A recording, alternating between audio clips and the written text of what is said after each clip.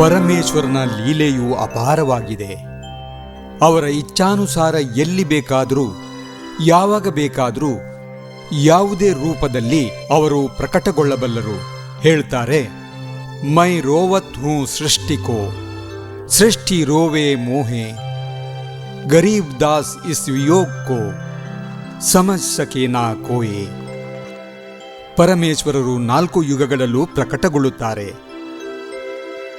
ಸತ್ಯಯುಗದಲ್ಲಿ ಸತ್ಸುಕೃತನ ಹೆಸರಲ್ಲಿ, ತ್ರೇತಾಯುಗದಲ್ಲಿ ಮುನೀಂದ್ರನಾಗಿ, ದ್ವಾಪರದಲ್ಲಿ ಕರುಣಾಮಯಿಯಾಗಿ ಹಾಗೂ ಕಲಿಯುಗದಲ್ಲಿ ತಮ್ಮ ವಾಸ್ತವಿಕ ಕಬೀರ್ ಹೆಸರಿನಿಂದ ಬರುತ್ತಾರೆ.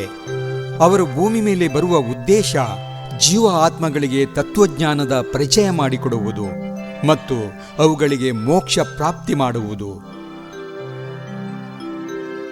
ಇದೇ ಉದ್ದೇಶಕ್ಕಾಗಿ ಪ್ರತಿ ಯುಗದಲ್ಲೂ ಆ ಪರಮ ಅಕ್ಷರ ಪುರುಷ ಅವರ ಸತ್ಯಲೋಕವನ್ನ ತೊರೆದು ಈ ಮೃತ್ಯುಲೋಕಕ್ಕೆ ಬಂದು ತಮ್ಮ ತತ್ವಜ್ಞಾನದ ಪ್ರಚಾರ ಮಾಡುತ್ತಾರೆ. ಇಂದಿನಿಂದ ಸುಮಾರು 600 ವರ್ಷಗಳ ಹಿಂದೆ ಭಾರತವನ್ನ ಜಂಬೂದ್ವೀಪವೆಂದು ಕೂಡ ಕರೆತಿದ್ರು. ಅದರ ಉತ್ತರ ಪ್ರದೇಶ ರಾಜ್ಯದ ಕಾಶಿ ನಗರದಲ್ಲಿ 1398 ಇಸವಿಯಲ್ಲಿ ಶಿಶುವಿನ ರೂಪದಲ್ಲಿ ಲಹರ್ ತಾರ ಎಂಬ ಕೆರೆಯಲ್ಲಿ ಕಮಲದ ಹೂವಿನ ಮೇಲೆ ಸಶರೀರ ಸತ್ಯಲೋಕದಿಂದ ಬಂದು ಪ್ರಕಟಗೊಂಡರು. ಹಾಗೂ 120 ವರ್ಷ ಲೀಲೆ ಮಾಡಿ ತಮ್ಮ ಇಚ್ಛೆಯಂತೆ ಸಶರೀರ ತಮ್ಮ ನಿಜಲೋಕ ಸತ್ಯಲೋಕಕ್ಕೆ ಹೋದರು. ಈ ಅವಧಿಯಲ್ಲಿ ಅವರು ಅನೇಕ ಪವಾಡಗಳನ್ನು ಮಾಡಿದರು. ಎಷ್ಟೋ ಜನರ ದುಃಖವನ್ನು ದೂರ ಮಾಡಿ ಅವರಿಗೆ ಸುಖ ಜೀವನವನ್ನ ಕರುಣಿಸಿದರು. ಅವರು ತಮ್ಮ ತತ್ವಜ್ಞಾನವನ್ನ ಗಾದೆಗಳು, ಕವಿತೆಗಳು ಮತ್ತು ದೋಹೆಗಳ ಮೂಲಕ ಜನರಿಗೆ ತಲುಪಿಸಿದರು. ಅವರು ಶಾಸ್ತ್ರಗಳ ಅನುಗುಣವಾಗಿ ಜ್ಞಾನವನ್ನ ನೀಡುತ್ತಿದ್ದರು. ಇದನ್ನ ಕೇಳಿದ ಅನೇಕ ಜನ ಅವರ ಆಶ್ರಯ ಪಡೆಯಲು ಆರಂಭಿಸಿದರು. ಅವರಿಗೆ ಸುಖವಾಗತೊಡಗಿತ್ತು. ಈ ಕಾರಣದಿಂದ ಬೇರೆ ಬ್ರಾಹ್ಮಣರು, ಋಷಿಗಳು, ಪಂಡಿತರು ಹಾಗೂ ಕಾಜಿ ಮುಲ್ಲಗಳ ಬಳಿ ಜನ ಹೋಗುವುದು ತುಂಬಾ ಕಡಿಮೆಯಾದರು. ಒಂದು ರೀತಿ ಅವರ ವ್ಯವಹಾರ ನಿಂತಂತೆ ಆಗಿತ್ತು. ಕಾಜಿಗಳು, ಮುಲ್ಲಗಳು, ಪಂಡಿತರು ಮತ್ತು ಬ್ರಾಹ್ಮಣರು ಅಸೂಯೆಯಿಂದ ತಮ್ಮದೇ ಆದ ರೀತಿಯಲ್ಲಿ ಕಬೀರ ಪರಮಾತ್ಮನನ್ನ ವಿರೋಧ ಮಾಡತೊಡಗಿದರು. ಜ್ಞಾನದ ಚರ್ಚೆಯಲ್ಲಿ ಸೋಲಿಸದ ಕಾರಣ ಹಿಂಸೆಯ ಮಾರ್ಗವನ್ನು ಅನುಸರಿಸಿದರು. ಇತಿಹಾಸ ಸಾಕ್ಷಿಯಾಗಿದೆ. ಪರಮೇಶ್ವರ ಕಬೀರ್ ಸಾಹೇಬರು ಹಿಂದೂ ಮತ್ತು ಮುಸ್ಲಿಂ ಧರ್ಮದ ಗುರುಗಳು ಹಾಗೂ ಪಿರರ ಮೂಲಕ ಎಷ್ಟು ಕಷ್ಟಗಳನ್ನ ಅನುಭವಿಸಬೇಕಾಯಿತು. ಅವರ ಜೀವನ ಕಾಲದಲ್ಲಿ ದುಷ್ಟ ಜನರು ಅವರನ್ನ ಸಾಕಷ್ಟು ವಿರೋಧಿಸಿದರು ಮತ್ತು ನಕಲಿ ಗುರು ಹಾಗೂ ಪಿರರ ಮಾತಿಗೆ ಮರುಳಾಗಿ ಪರಮೇಶ್ವರ ಕಬೀರರನ್ನು 52 ಬಾರಿ ಯಾತನೆ ನೀಡಿದರು. ಅವರನ್ನ ಕೊಲ್ಲದಕ್ಕೂ ಕೂಡ ಪ್ರಯತ್ನ ಮಾಡಲಾಯಿತು ಮತ್ತು ಅದರಲ್ಲಿಯ ಒಂದು ಪ್ರಯತ್ನ ಇದಾಗಿತ್ತು: ಪರಮೇಶ್ವರ ಕಬೀರರನ್ನು ಮದ ಏರಿದ ಆನೆಯಿಂದ ಕೊಲ್ಲುವ ಪ್ರಯತ್ನ.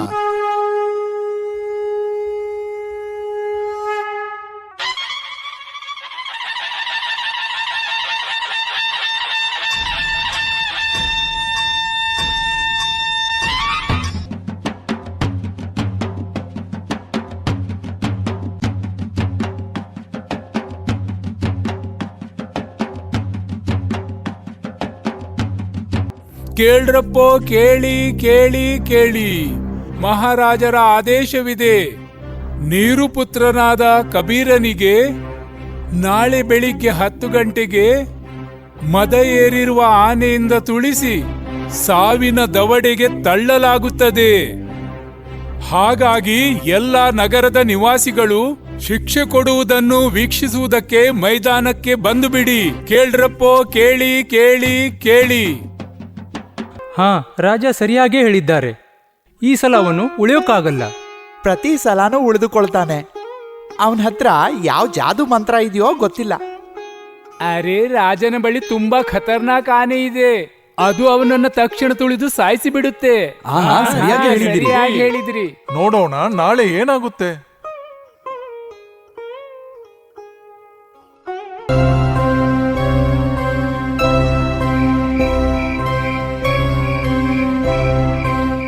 ಎಲ್ಲ ಸಿದ್ಧತೆಗಳಾಗಿವೆ. ಆನೆಗೆ ತುಂಬಾ ಸರಾಯಿ ಕುಡಿಸು.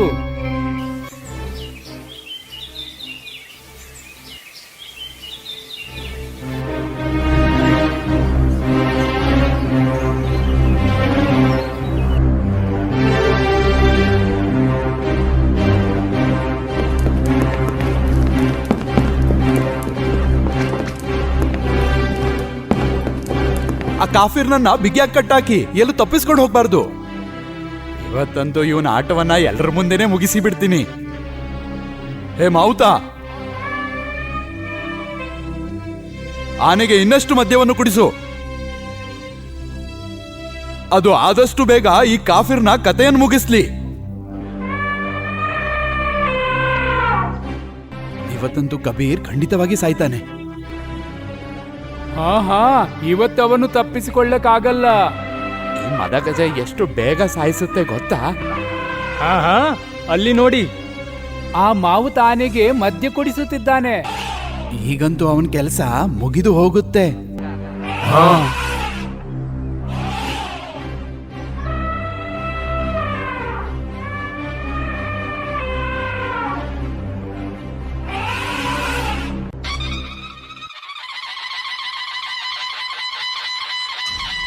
ಕೇಳಿ ಪ್ರಜೆಗಳೇ, ದೆಹಲಿಯ ಸಾಮ್ರಾಟ ಸಿಕಂದರ್ ಲೋಧಿ ಆಗಮಿಸುತ್ತಿದ್ದಾರೆ.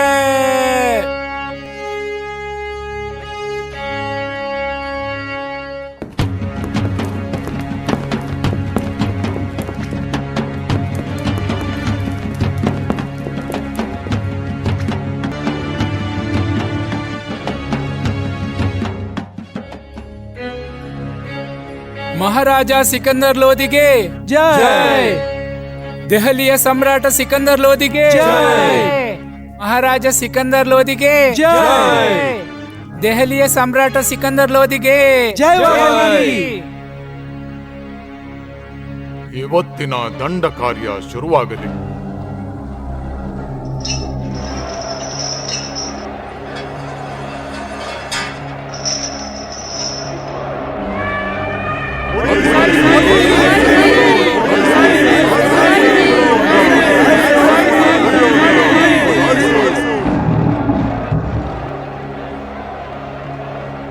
ಅರೆ, ಏನ್ ಮಾಡ್ತಿದ್ಯಾ ಕಾಫಿರ್ ನನ್ನ ಮಗನೇ? ಹಾ ಹೋಗು, ಬೇಗ ಹೋಗಿ ತುಳಿಸಿ ಬಿಡು ಅವನನ್ನ.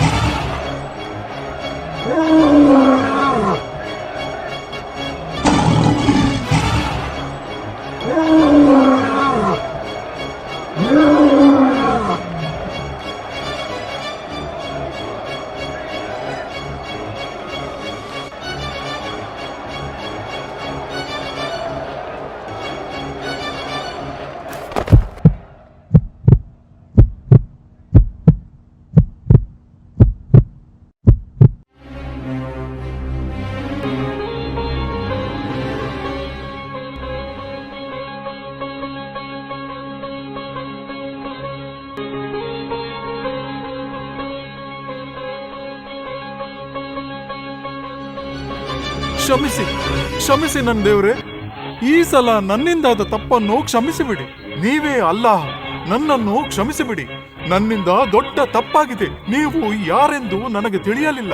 ನೀವು ಸ್ವತಃ ಅಲ್ಲಾಹ್ ಭೂಮಿ ಮೇಲೆ ಬಂದಿರುವಿರಿ. ಕ್ಷಮಿಸಿಬಿಡಿ, ನನ್ನನ್ನು ಕ್ಷಮಿಸಿಬಿಡಿ.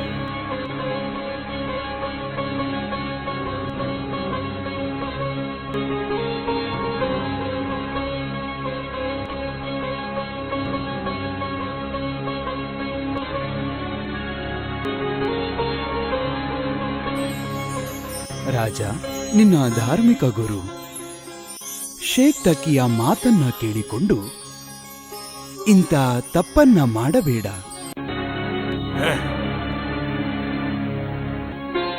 ನಾನು ಸತ್ಯಲೋಕದಿಂದ ನಿಮಗೋಸ್ಕರನೇ ಇಲ್ಲಿಗೆ ಬಂದಿರುವುದು. ಶೇಖ್ ತಕಿ ಒಬ್ಬ ಮೂರ್ಖ, ಆದರೆ ನಿನಗಂತೂ ಜ್ಞಾನವಿದೆ ಅಲ್ವ ಮಗು? ಸರಿ, ಪರವಾಗಿಲ್ಲ, ಕ್ಷಮಿಸಿದ್ದೀನಿ.